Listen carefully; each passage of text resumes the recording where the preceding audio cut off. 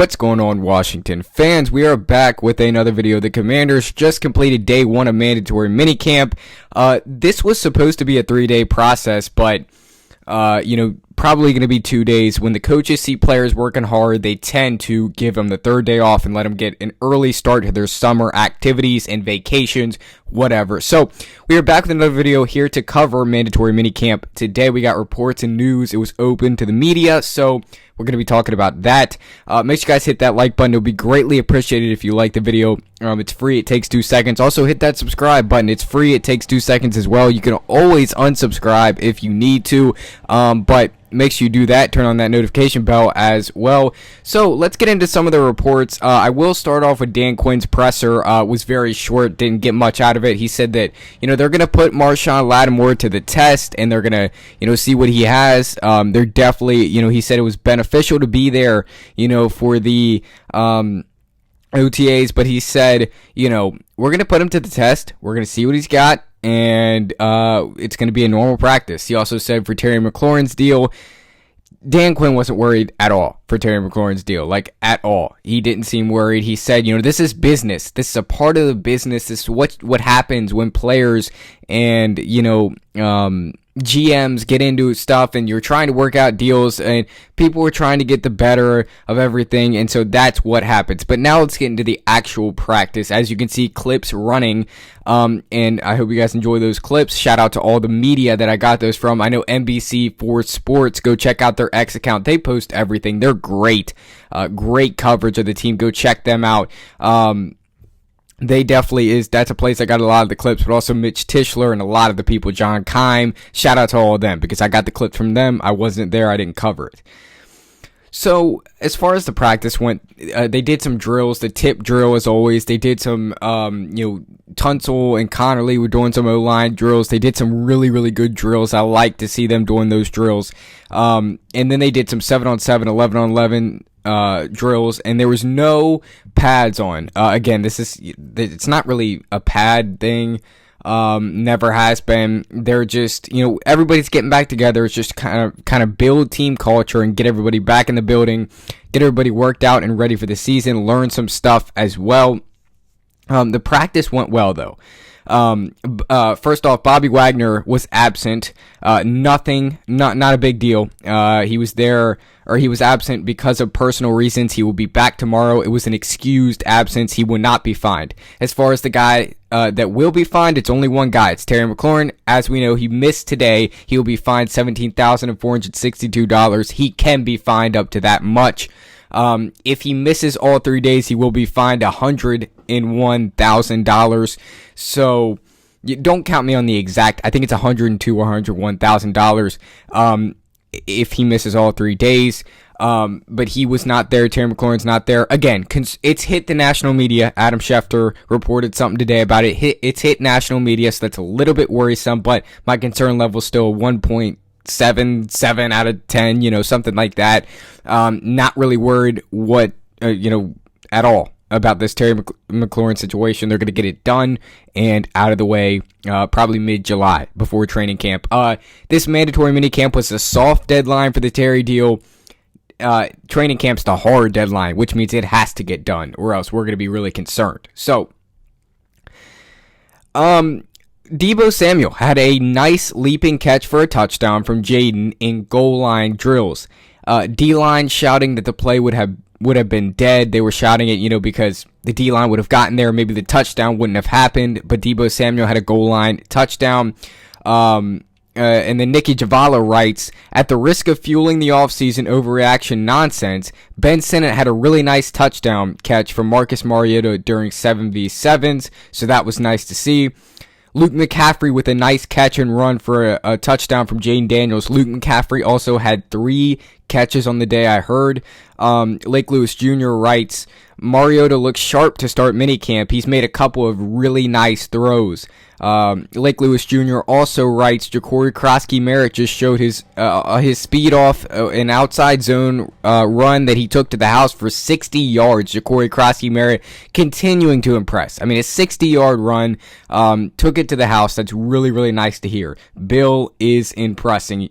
He's been a guy that continues over and over and over. We see his name in the coverage. He continues to impress. So really excited to see what Bill has. But there's been guys that impressed, and Lattimore impressed. Lattimore really impressed.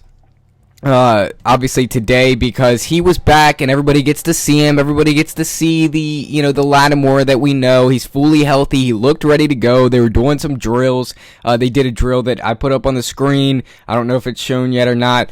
I put up on the screen. It was him and Trey Amos. Lattimore was the receiver. Trey Amos was the corner, and they did do that drill, and he looked good, So they did some good drills today, and they got better as a team today. You can't see much from the O-line and D-line. That's one thing I will say. You can't see much from the O-line and D-line today. You're not going to see much because, the offensive line, you have to have pads to be really, really physical with each other. You have to have pads on. And when you don't have pads on, you can't really do that. Also, you can't sack. If you're on the defensive line, you can't sack a quarterback. You can't do that. So, that being said, the lines aren't really getting much work. The lines are not going to be able to produce much. Like Connerly, I firmly believe if Connerly, if this was training camp right now, he would be impressing because they can actually do stuff. They have pads on, but you just can't do it, without any pads. Javonte Jean-Baptiste had a good practice. He said he's learning from Dorrance Armstrong. Like, he's picking up things. He loves to watch Dorrance Armstrong go to work. Had some other interviews, post-practice. Not much was said, though. Just normally the guys they've been interviewing, nothing much to take from there. But it was a good practice. I thought the lines continue to get better. Like, one of the things is, when you have limited, things you can do, like with the lines, and you still get better, that shows a difference. Dan Quinn finds a way to get, coach these guys in a really good way. So I thought it was a good day of practice. And as far as those notes, I'll go back over this. Ben Sinnott had a touchdown. That's a breakout candidate this year, for this team. Ben Sinnott is a breakout candidate. Everybody keeps talking about him. Is this the breakout year? He's got to get more passing, touchdowns and catches. And, he has a touchdown. Luke McCaffrey is a breakout candidate. He has a touchdown, a nice catch and run from a touchdown from Jaden Daniels.